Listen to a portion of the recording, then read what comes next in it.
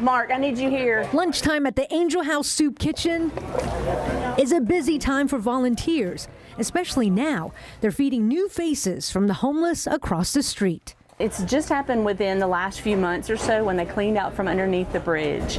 We just saw an influx of them moving over here, and no one's really done anything about it. Cindy Smith is the director of Angel House. She doesn't mind feeding the extra mouths, but she's worried about those camping on the sidewalk near the library.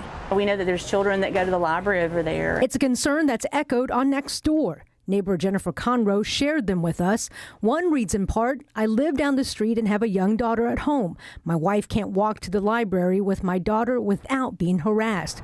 But Conroe doesn't share these concerns. She's lived in the neighborhood since 2003. And I think what happens is, one story gets spread around and then all of a sudden all of them are these violent criminals, and they're not. We asked the city for attendance data to see if and how the homeless camp affected the library.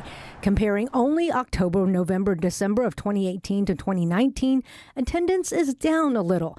The biggest difference is October, from 8,300 in 2018 to 7,600 last year. We also asked the city for total number of offenses the past 5 years. In 2015, there were only 6. There were 10 in 2016. In 2017, there were 20. In 2018, 29. But in 2019, that number jumped to 44. Megan Dollar, a ballerina who walks past the homeless camp 2 to 4 times a week to get to her dance studio, has mixed emotions. I'm kind of torn on it because, I know that they're human too, and they shouldn't be treated like, dogs or just shoved somewhere. But at the same time, I've seen a lot of people be borderline harassed.